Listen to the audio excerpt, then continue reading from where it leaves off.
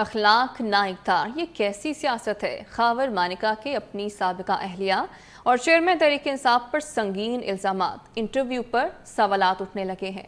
کہتے ہیں جنگ، محبت اور سیاست کے کچھ اصول ہوا کرتے ہیں۔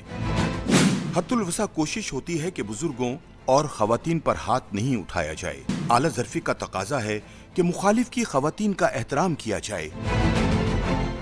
بدقسمتی سے ہمارے ہاں ایسی اخلاقی اقدار ڈھونڈنے سے بھی نہیں ملتی۔ ہماری سیاست ذاتی مفاد، مخالفین کی پگڑیاں اچھالنے اور حصول اقتدار کے لیے ہر جائز اور ناجائز طریقہ اختیار کرنے تک محدود ہو کر رہ گئیں۔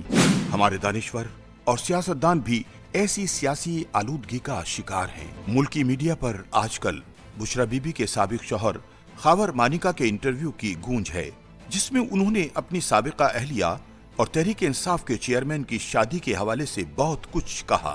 انہوں نے اپنی گھریلو ناچاکی کا ذمہ دار بھی تحریک انصاف کے چیئرمین کو ٹھہرا دیا۔ خاور مانیکا کے مطابق بشرا بی بی اور چیئرمین تحریک انصاف کی خفیہ ملاقاتوں کا سلسلہ کافی عرصے سے جاری تھا اور بشرا بی بی رات گئے ایک خفیہ فون نمبر سے تحریک انصاف کے چیئرمین سے لمبی باتیں بھی کرتی تھیں اور ان کے منع کرنے کے باوجود یہ سلسلہ چلتا رہا۔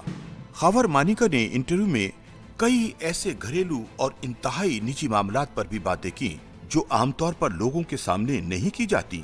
سیاسی مبصرین نے اس انٹرویو پر کئی سوالات اٹھائے ہیں۔ نمبر 1، کیا کسی صحافی کو اس قسم کی صحافت اور گھریلو معاملات کا حصہ بننا چاہیے؟ نمبر 2، خاور مانیکا نے پولیس حراست سے رہائی پاتے ہی اپنی سابقہ اہلیہ کی کردار کشی شروع کر دی، جبکہ ماضی میں جب وہ آزاد تھے بشرا بی بی کی پاک دامنی کی قسمیں کھاتے تھے۔ ایسے میں ان کی کس بات کو سچ سمجھا جائے؟ جھوٹ بولا ہے تو قائم بھی رہو اس پر ظفر، آدمی کو صاحب کردار ہونا چاہیے۔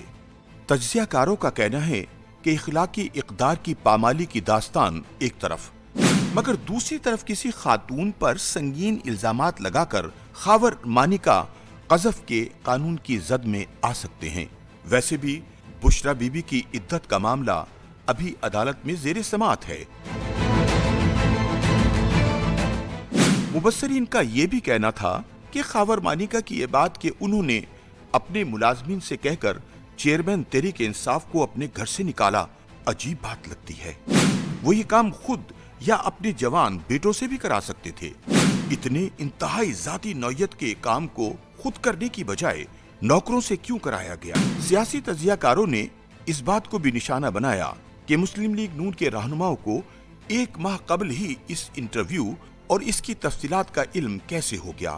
کیا اس انٹرویو کے پیچھے بھی سیاسی جماعت کا ہاتھ ہے؟ اگرچہ خواتین کے حوالے سے چیئرمین تحریک انصاف کا کردار بھی خاصا متنازع رہا ہے، مگر حالیہ انٹرویو سے خاور مانیکا کا جو کردار سامنے آیا ہے وہ محض مفاد پرست، خود غرض اور موقع کی مناسبت سے اپنی زبان سے پھرنے والے کا ہے۔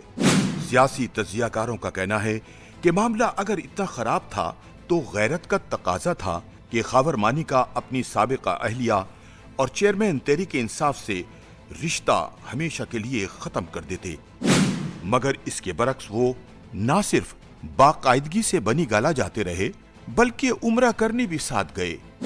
یہی نہیں، اپنے علاقے میں افسروں کی ٹرانسفر پوسٹنگ بھی اپنی مرضی سے کراتے رہے۔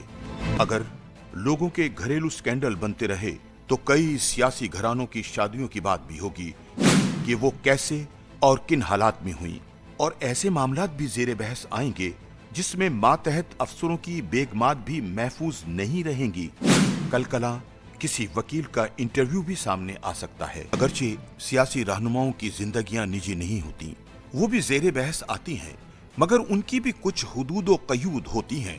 لوگوں کی ذاتی اور ازدواجی زندگیاں اس طرح سیاسی فائدوں کے لیے استعمال ہوتی رہیں تو معزز گھرانے ہی نہیں، پورا معاشرہ اس کی لپیٹ میں آ جائے گا۔